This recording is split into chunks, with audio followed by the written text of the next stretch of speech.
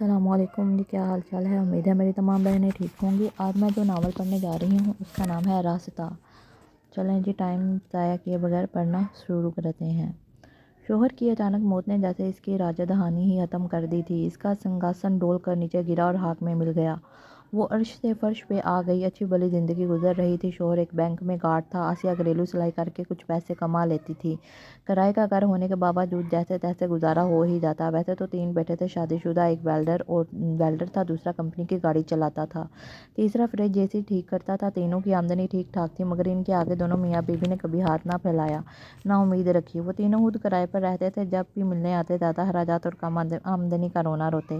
آسیہ کا شوہر تو ویسے بھی اس معاملے میں بہت خوددار تھا۔ بیٹے کسی قابل ہوتے تو وہ بھی ایک پیسہ کسی سے لینے کا روادار نہ تھا۔ پہلے بیٹے کی شادی کے بعد وہ ساتھ ہی رہتا تھا، مگر بہو صاحبہ کے رنگ ڈھنگ ہی نرالے نکلے۔ اگرچہ آسیہ خود بہت ریتلی اور کام والی تھی، 5 بچے یوں ہی نہیں پالے تھے۔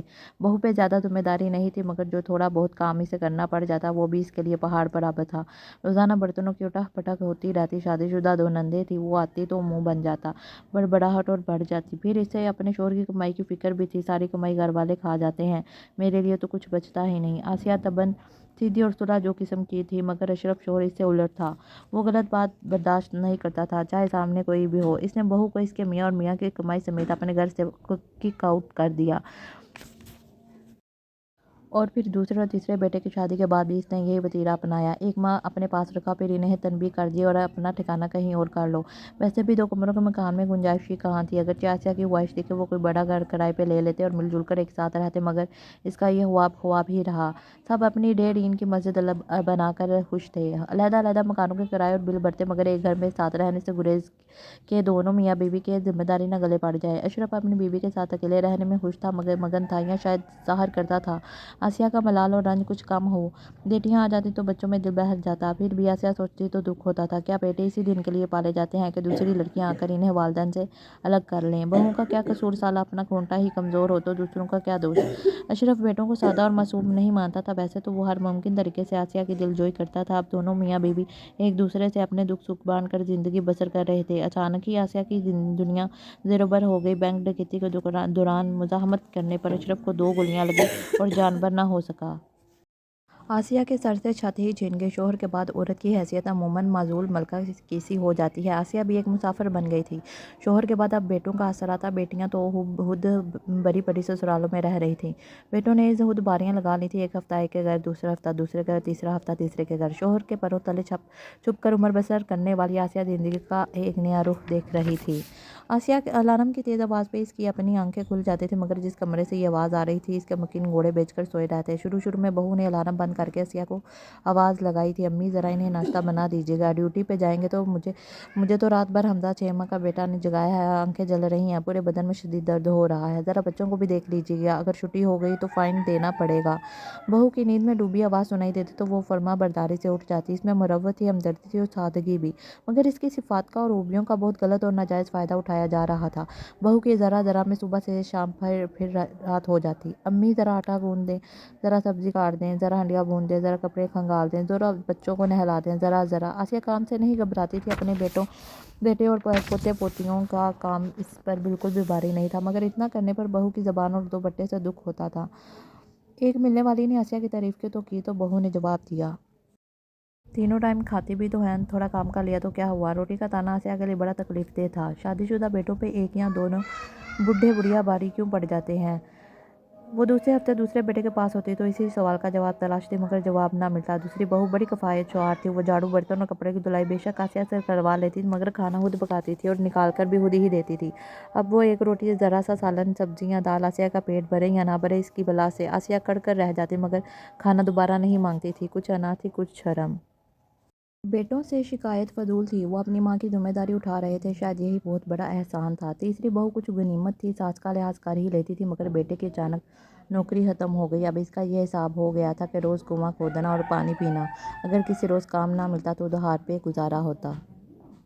آتا ہوا اور جاتا ہوا موسم بیماری کی سوغات ضرور بانٹتا ہے۔ سردی رخصت ہوتے ہوتے بھی کام دکھا گئی۔ آسیہ 3 روز سے بستر میں پڑی تھی، بخار جان نہیں چھوڑ رہا تھا۔ پہلے تو گھریلو ٹوٹکوں اور گھر میں ہی رکھی دردکش گولیوں سے کام چلایا، مگر کچھ افاقہ نہ ہوا۔ चौथे दिन भी जब वो बुखार में पड़ी कराह रही थी तो बेटे ने सुबह काम पे जाने से पहले इसे कुछ रकम दी के डॉक्टर से दवाई ले आई। सरकारी अस्पताल की इंतजारगाह में वो अपने नंबर की पर्ची हाथ में लिए इंतजार कर रही थी। बड़ा सा हाल नुमा कमरा खच बड़ा हुआ था। अभी इसका नंबर भी हाथा दूर था। तकलीफ और बेजारी के आलम में बैठी वो अपनी बारी की मुंतजर थी, जब अचानक ही एक शनासा आवाज़ इसके समातों से टकराई। अरे आसिया तुम। आवाज़ में हैरत के साथ खुशी भी थी। ये नसरीन थी, इसकी बचपन की सहेली और मक्के की पड़ोसन। वो दोनों के दरमियान मुलाकातें और राब्ते बाकायदा नहीं थे, मगर फिर भी दोस्ती थी, उनसे थी लगाव। जब भी दोनों मिलती तो खुशी महसूस होती थी। आसिया ने इसे अपने सारे बच्चों की शादियों में भी बुलाया था। आखिरी बार दोनों बच्चे पिछले साल मिले थे। आसिया के शौहर की वफात पर नसरीन अपने मामू की इयादत के लिए यहाँ आई थी। आसिया को देखकर इसके पास बैठ गई। देर तक बातें होती रही। तुम्हारे घर में सब हैरियत है? भाई बच्चे भाभी सब, भाई भाभी बच्चे वगैरह ठीक है? मैं तो 2 हफ्ते में 1 दिन के लिए घर जाती हूँ। मैंने एक बंगले में नौकरी कर ली है। वहाँ काम की और वक्त की एक लिमिट है। छुट्टी और तनख्वाह भी है। भाई के घर की बेगार करते करते तंग आ गई थी। छुट्टी के दिन घर आ जाती हूँ, कुछ नोट खर्च कर देती हूँ। मेहमान की तरह आओ भगत है। नसरीन तलही से मुस्कुराई। वो आसिया से 1-2 साल ही छोटी थी। वालिदैन के फौत हो जाने के बाद भाई बावज के जेर नजर रही। शादी के मामले में उदार जाने किस्मत ने साथ नहीं दिया। फिर बकौल नसरीन के भाई बावज ने मुफ्त की नौकरानी को हाथ से जाने न दिया। एक अरसे से कुल्हों के बेलकिसी ने जिंदगी गुजारती नसरीन आज एक नई कहानी सुना रही थी। इसे फिर आसिया का हाल अहवाल पूछने लगी। आसिया ने अपना तमाम तर दुख कर इसके आगे अंडेल दिया। अशरफ के बाद तो ऐसे ही लगता है जैसे घनी छाँव से निकलकर तपती धूप में आ गई हूँ। बहुत कमज़ोर हो गई है, तो पहले से बिल्कुल झटक गई है। नसरीन ने इसे हमदर्दी से देखा, जबकि वो खुद पहले से बहुत बेहतर नज़र आ रही थी। ऐसे अच्छे लिबास और जूती इसने पहले कभी नहीं पहने थे। इसके चेहरे पे इत्मीनान और सुकून था। चलते वक्त इसने अपना फ़ोन नंबर भी एक कागज़ पर लिखकर आसिया को दिया। 89 की सालगिरह थी। नानी से बालू वाले बैग की फरमाइश की थी। आसिया परेशान होने लगी। जब तक अशरफ जिंदा था वो सब जगह दिलाना कर लेती थी, मगर अब सब कुछ जैसे हुआ हो गया था। इसने बेहद मजबूर होकर बेटे से तोहफे के लिए रकम देना चाही। देख रही हो अम्मी, महंगाई कितनी है। पहले ही खर्चे क्या कम है। आप किसी दावत में जाए तो तुम अलग दो, हम अलग दें। लफाफा दे तो रहा हूँ मैं, बेटे ने इसे टाल दिया। आसिया खामोश हो गई, मगर दिल नवासी की फरमाइश में अटका हुआ था। अचानक से इसे नसरीन का ख्याल आया। अशरफ ने एक सस्ता सा बटनों वाला मोबाइल इसे लेकर दिया था। बेटियां फ़ोन करके इसकी हैरियत दरियाफ्त कर लेती थी। खुद इसके फ़ोन के करने की नौबत काम ही आई थी, मगर आज इसे ज़रूरत पड़ गई थी। इसने थोड़ा सा बैलेंस डलवाया और नसरीन से 500 रुपये उधार मंगवाए, जो इसने अपने भतीजे के जरिए से फ़ौरन भिजवा दिए। आसिया तोहफा ले आई, तकरीब भी हो गई, मगर इसके अंदर दुख और मलाल की धुन गहरी होती जा रही थी। घर में पड़ी बेजान चीज़ों को भी देखभाल की ज़रूरत होती है, ताकि वो कारआमद रहें। वो तो फिर भी एक जीती जागती इंसान थी। बीमारी हो या दूसरी ज़रूरियात, वो एक तरह से बिल्कुल मोहताज होकर रह गई थी। बेटे कभी कुछ रकम हाथ पे रख देते, कभी गोल कर जाते। कुछ तो महंगाई ने मत मारी हुई थी, कुछ तंग दिली थी और कम ज़र्फी। शोहर के शोहर के दौर में वो अपने घर की मलका थी। आमदनी इसी के हाथ में थी आती, जिसे अपनी मर्जी से तरीके और सलीके से वो खूब खर्च करती थी। अब बेटों और बहुओं की मुहताजी से खिल रही थी। हमारे हाथ पैर सलामत है, अल्लाह का शुक्र है। जब मेहनत और हिदमत करनी ही है तो कम ज़र्फ लोगों की क्यों करें, जहाँ कोई सिला भी नहीं।